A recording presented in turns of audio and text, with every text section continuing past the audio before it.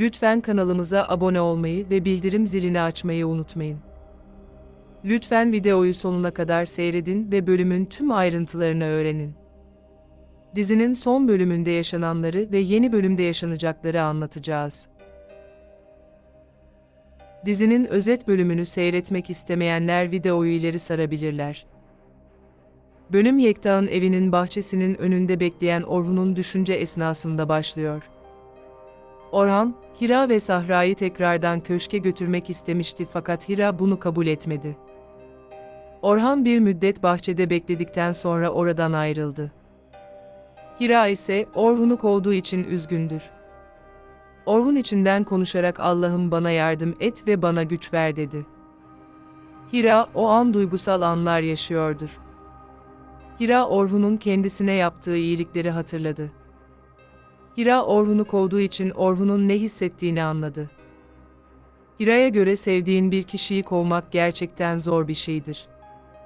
Orhun da geçmişte Hira'yı hapishaneden kovmuştu. Dakikalar ilerliyor, Hira Taşkın'ın eve gelmesini bekliyordur.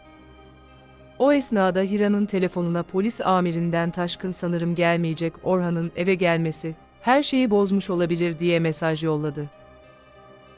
O esnada Hira'nın telefonu çaldı ve arayan kişi Taşkın'dır. Taşkın Hira'ya "Beni tuzağa çekecektin, o eve Orhun gelmiş" dedi. Hira Taşkın'a "Sana tuzak kurmuyorum, Orhun sadece konuşmak için yanıma gelmişti ama ben onu kovdum" dedi. Taşkın Hira'ya "O bilgilerin sende olduğunu zannetmiyorum" dedi ve telefon görüşmesini bitirdi. Daha sonra Hira, polis amirine yaşanan durumu anlattı. Polis amiri, Hira'ya "Eğer Yekta'nın da ceza almasını istiyorsanız Taşkın'ın o eve gelmesi gerekiyor" dedi. Hira içinden konuşarak "Taşkın'ı ikna etmem gerekiyor" dedi. Hira öylesine endişelidir ki yanlış bir şey yaptığını düşünmeye başladı. Hira kendisini toparlayıp sadece Sahra için güçlü olması gerektiğini anladı. Öte yandan Orhun Hira'nın yanından ayrıldıktan sonra bir parka gitti ve yaşananları düşünmeye başladı. Orhan'ın sürekli zihninde Hira'nın en son ona söylediği cümle vardır. Hira Orhan'a "Artık peşimizi bırak ve kendine yeni bir hayat kur" demişti. Orhan Hira'ya alışmıştı ve onsuz günlerin nasıl geçeceğini düşünüyordur. Diğer tarafta ise Hira, belgelerin kendisinde olduğunu Taşkın'a ispatlamak için belgelerin içerisinden birkaç dosya Taşkın'a göndermeyi planladı. Fakat Hira bu eylemi gerçekleştiremedik çünkü Yekta uykusundan uyandı. Öte yandan Afife köşkün bahçesinde vakit geçiriyordur ve yaşananlara seviniyordur. Afife kendi kendine konuşarak "Sonunda evime giren o kadını kovdum" dedi. O an Afife bir anda bir sarsıntı yaşadı ve yere düştü. Afife'nin yere düştüğünü gören Sultan koşarak Afife'ye müdahale etti. Sultan Afife'ye "Bence artık bir doktora kontrol olmanız gerekiyor" dedi.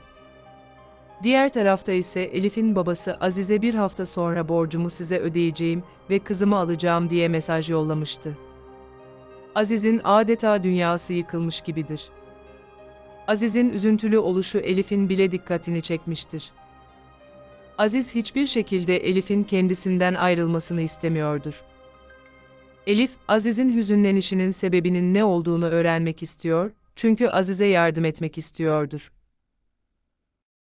Elif yine her zamanki gibi Akif amcayla ilgilenirken Aziz Elif'i uyardı. Aziz Elif'e "Babama fazla ilgi gösterme çünkü burada geçicisin" dedi.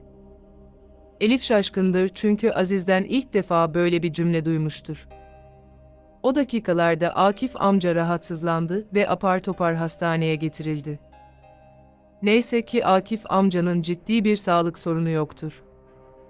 Öte yandan Ece'nin Aziz'den ayrıldıktan sonra bunalımı devam ediyordur. Ece bir kez daha avucuna ilaçlar doldurdup yutmaya çalıştı. Gece bir kez daha ölmek istiyordur. Öte yandan Aziz üzüntülü bir şekilde Elif'e "Bir hafta sonra baban seni almaya gelecek" dedi. Aziz Elif'e "Baban para biriktirmiş ve sonunda borcunu ödeyecektir" dedi. Elif artık esaretten kurtulacağı için seviniyordur.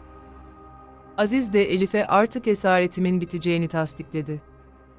Ama Elif'te buruk bir sevinç vardı çünkü yaşadığı evi ailesi gibi görüyordur. Elif yatak odasına gitti ve neden buruk bir sevinç yaşadığını anlamaya çalıştı. Elif kendi kendine konuşarak yoksa ben Aziz'den hoşlanıyor muyum dedi. Diğer tarafta ise evinin mutfağında gizlice polis amiriyle mesajlaşıyordur. Hira polis amirine belleğin içerisindeki birkaç bilgiyi Taşkın'a göndereceğim ve o bana inanacak dedi. Polis amiri, Hira'ya bu sizin için riskli olabilir Yekta'nın evde olmadığı zaman Yekta'nın bilgisayarını kullanarak arşive ulaşın dedi.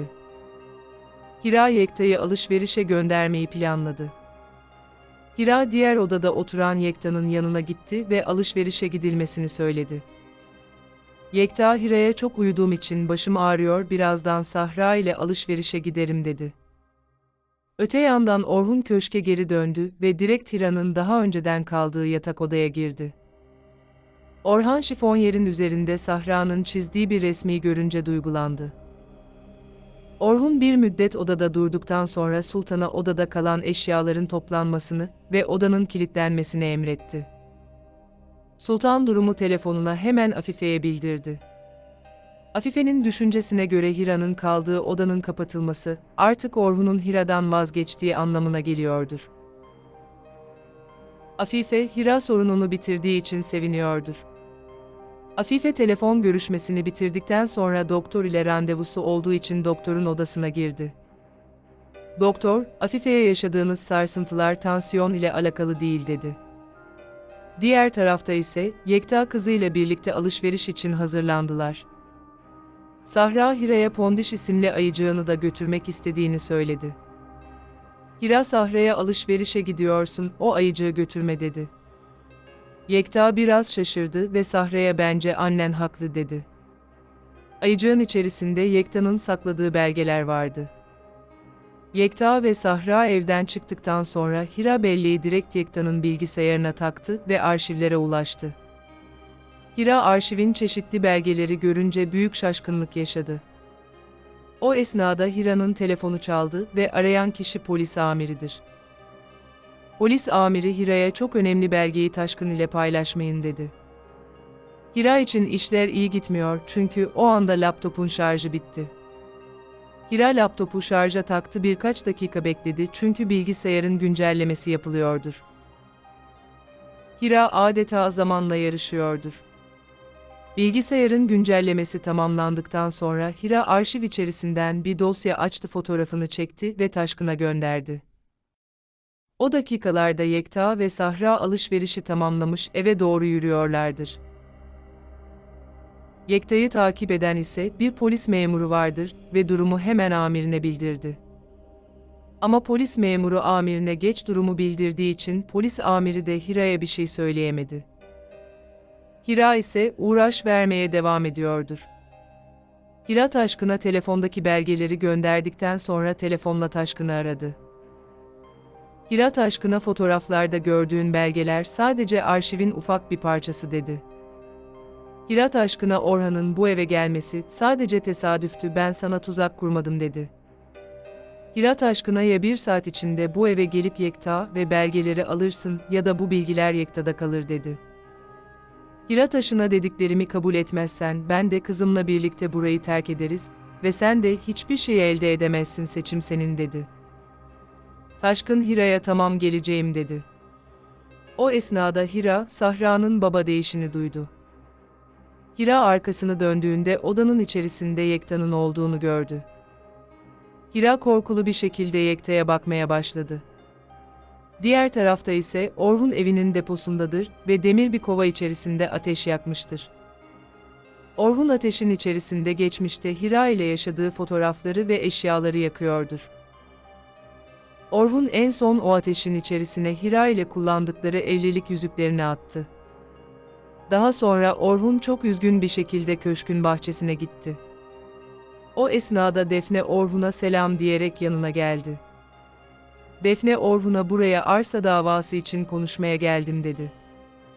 Orhun suskun ve üzüntülü bir şekildedir.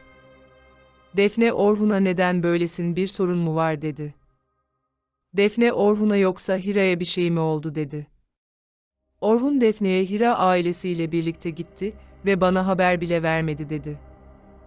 Orhun Defne'ye Hira kendi yolunu çizdi, ben de artık onun yolunda olmayacağım dedi.